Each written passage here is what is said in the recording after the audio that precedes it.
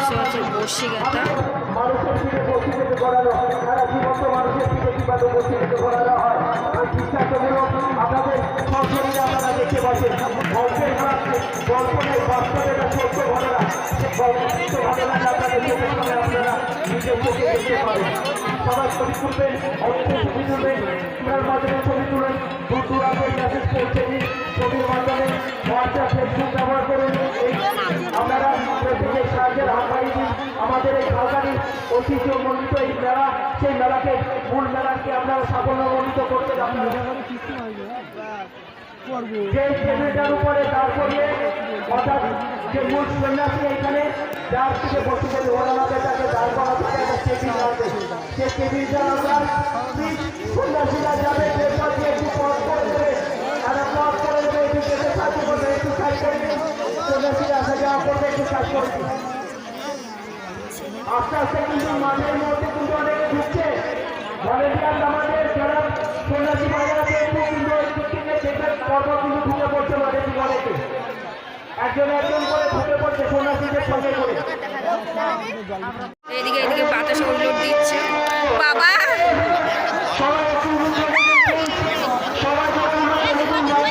দেখে দেখছে বাতাসে উল্লট।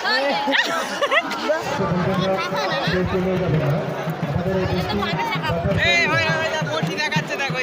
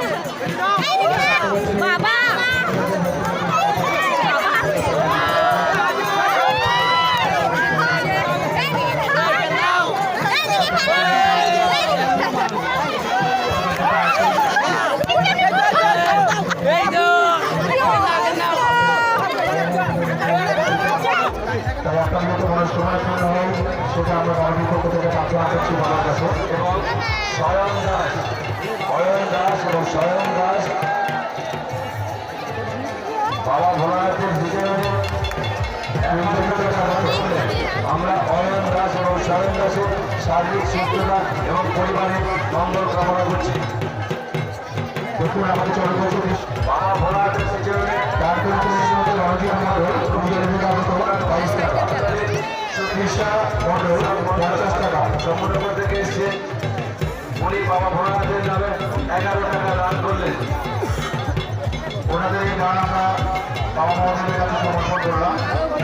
ওনাদের যাতে মানুষ মনে পূর্ণ হয় সেই প্রার্থনা চেয়ে নেব বাবার কাছে।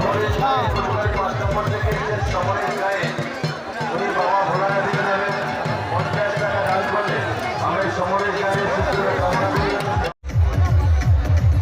সরস্বতী সরকার ভাত নিয়ে কুলতলি মাদারখালী থেকে জীবনকে বলছে উনি দান করলেন। সরকারের পক্ষ থেকে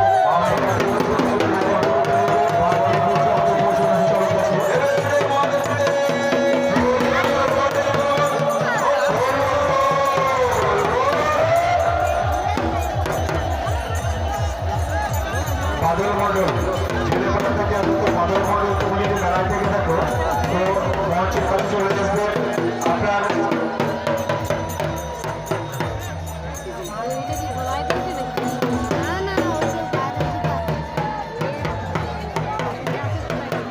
প্রত্যেক বছর কাউখালী চড়কতলা কমিটি এত অঞ্চলের সমস্ত মানুষের সমস্ত দর্শনার্থীদের জন্য এই ব্যবস্থা করে।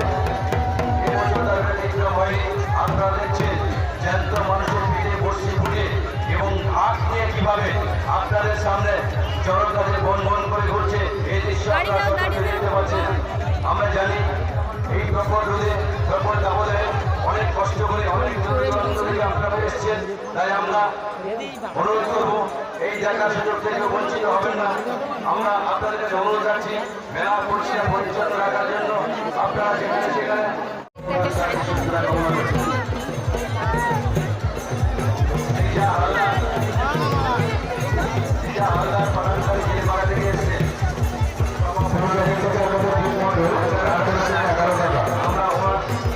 ওনার শারীরিক সুস্থতা কামনা করি।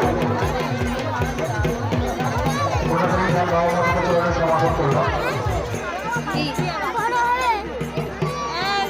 চড়ক এদিকে শেষ হয়ে গেছে, তো আমরা একটু চাইছিলাম যে মেলাটা ঘুরে দেখার জন্য, তো এত ভিড় মানে গা গলানো যাচ্ছিল না। এদিকে পুরো মেলা শেষের পথে, তো এবার আমরা বাড়ির দিকে রওনা দিচ্ছি। তো এদিকে অনেকটা অন্ধকার হয়ে এসেছে, হয়ে গেছিলো, এদিকে ব্যানওয়ালা তাড়া দিচ্ছিল, তো আমরা তাড়াতাড়ি করে বাড়ির দিকে রওনা দিয়ে দিয়েছি।